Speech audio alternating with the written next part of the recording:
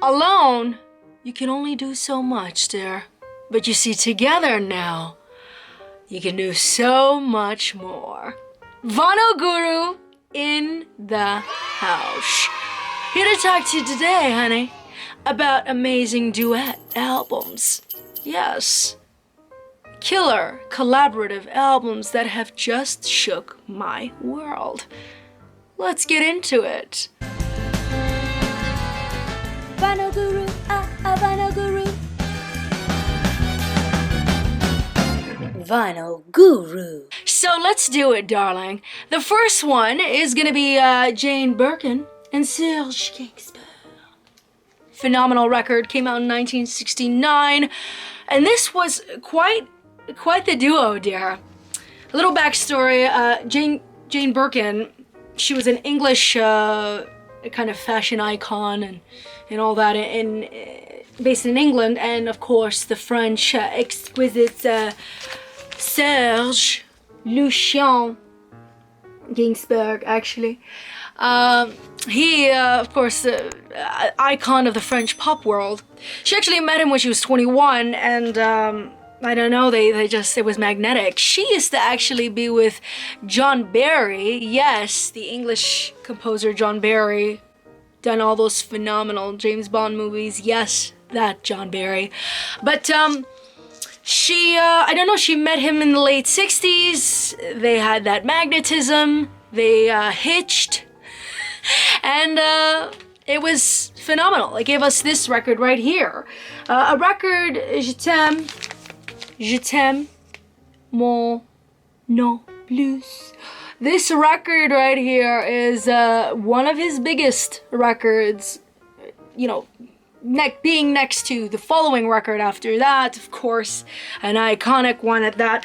But this is a essential French pop duo. Dive in. Je t'aime, moi, l'île nue. Comme la vague irrésolue.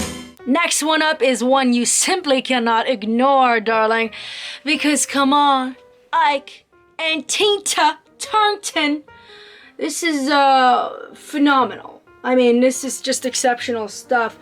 You know, Ike met Tina when she was quite young, and he was like the king of the rhythm section at that time, and in truth, he needed her. He needed her for that spark. He needed her for that wow factor, and honey, those legs, honey. How? But let's keep it real. I mean, without her, I don't think that they would have been able to have taken themselves to get a Grammy record in 1972 for Proud Mary. Ike and Tina.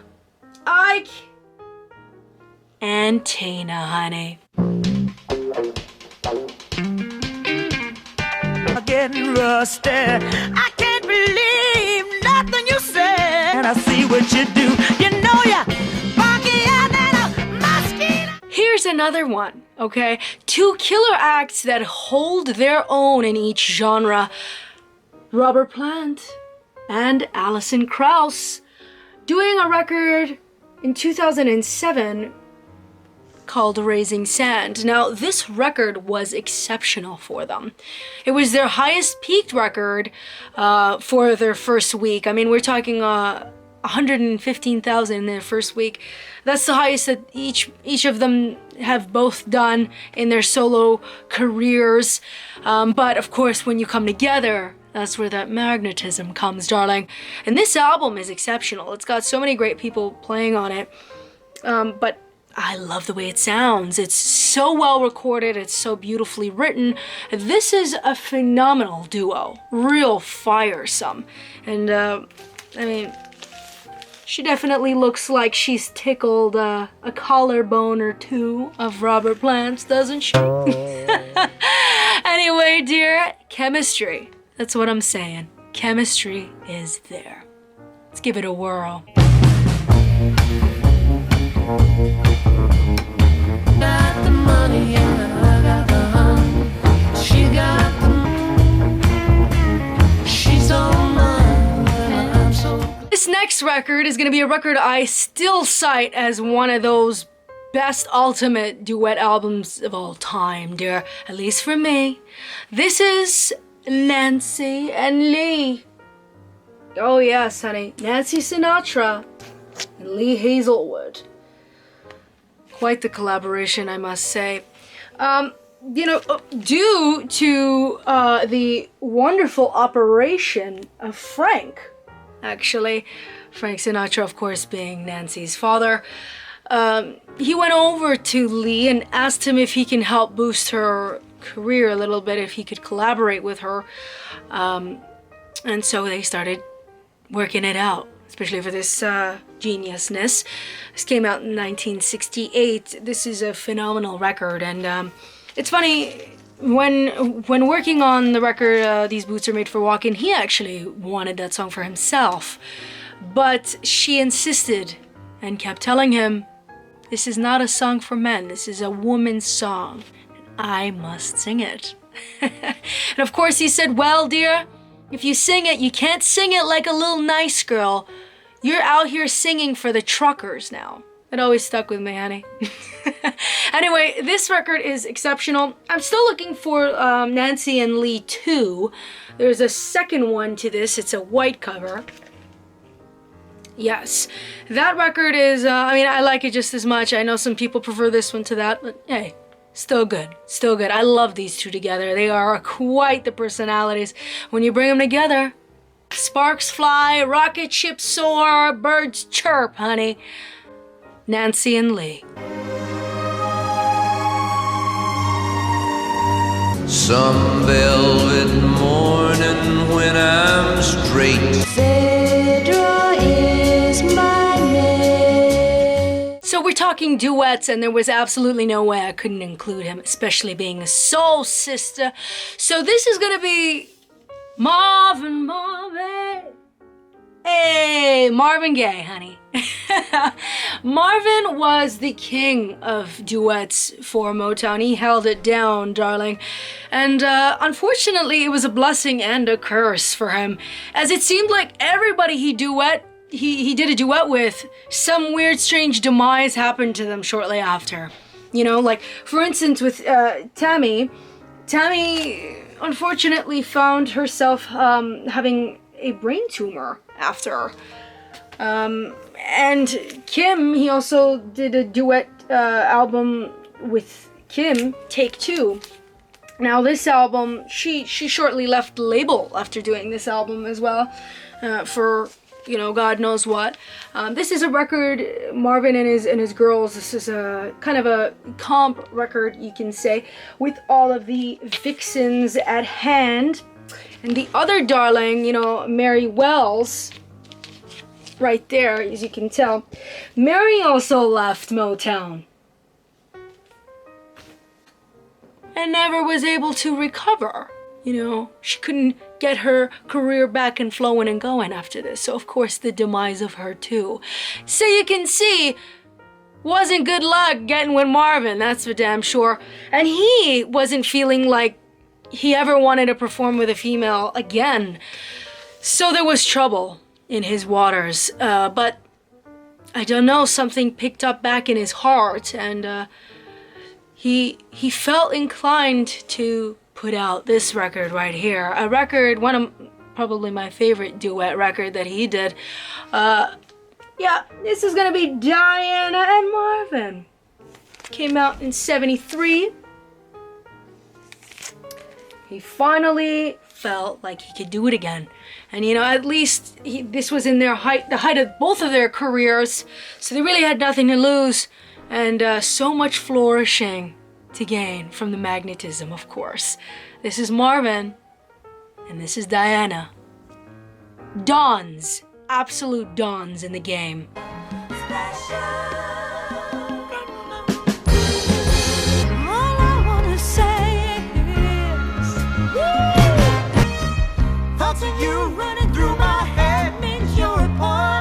This next one was so inspired by the Tamla Motown movement that Marvin Gaye was serving us that he was like, you know what? I will do it too. And he did, damn it. This is Otis Redding with Carla Thomas.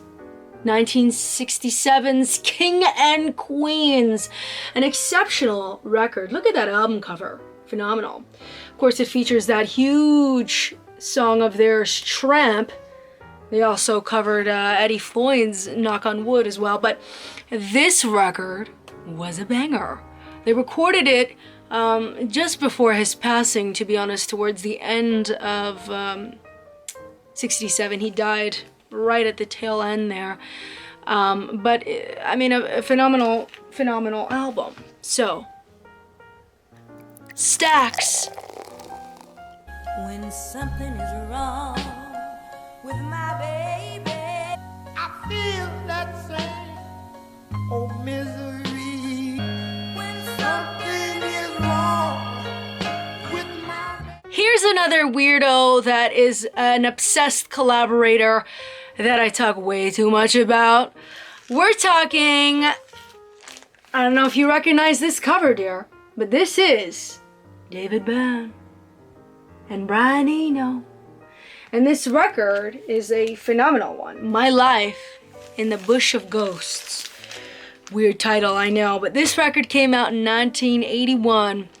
It was actually supposed to come out before the Remain in Light record, but they were having issues with sampling clearances, I guess, and it was delayed for several months. But this, pretty good. I mean, they were sourcing African and Middle Eastern sounds.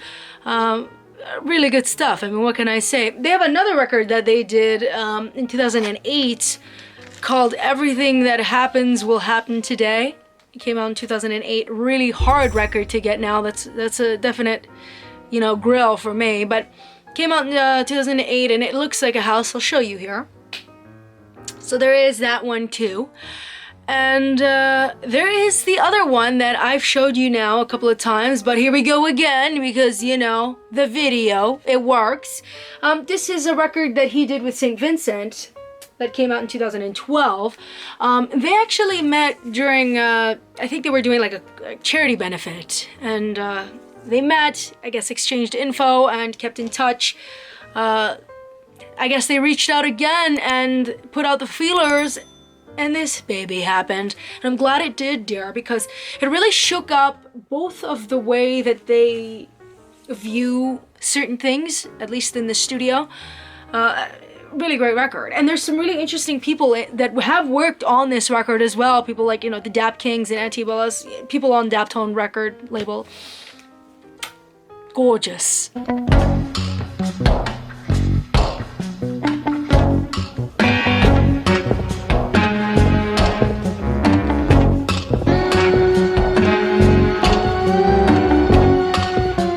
Sweet duet collaboration is gonna be Port and Dole. Oh yes, Portner and Dole. Quite the duo. These two have been making records since, you know, the late 60s with their record, you know, Just Between You and Me. But I mean, and they kept going until like the early 80s. These guys were phenomenal together. She owes a lot of, she often cited him as, you know, the reason to her success, and was quite thankful for him. But their duet albums got great positive reviews, and rightfully so, because they really were magnetic together. I mean, what can I say? Anything attached to Dolly, honey, is fabulous. In the garden I hear honeybees a-humming. Seems there's sounds of nature all around. The next one is going to be a duo that I have definitely mentioned before, as there is no denying the magnetism that they have conjured. Amazing stuff. They actually met while both going to university in Pennsylvania, and the two met, and the magnetism was definitely there. I mean, they've put out records a lot of records, okay, together. This is gonna be Gil Scott-Heron and Brian Jackson's Bridges record. Now, I've shown you this record before. This came out in 1977. They've put out some stuff, okay? So this is Bridges. Sorry, that was Bridges. This is Messages. Really good stuff. These are the Hooligans. Oh yes, darling.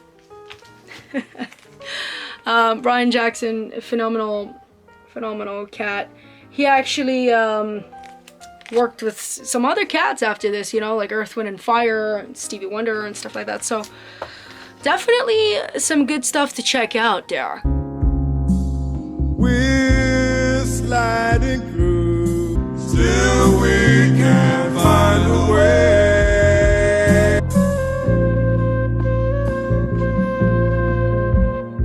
Let me know in the comments below if I missed any that you really love, and we'll do this tango again. Oh, we will. Oh, I'm sure I'll meet you same time and place. You know where to be. Toodaloo, baby. Toodaloo, honey.